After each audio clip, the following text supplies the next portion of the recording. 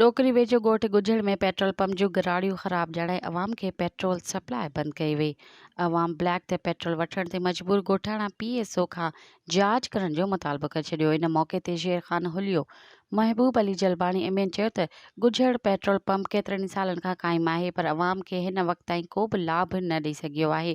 उन्हनि चयो त अवाम बेहदि परेशान आहे। होॾां पेट्रोल पंप भरिसां ब्लैक ते पेट्रोल विकिरो थी रहियो आहे।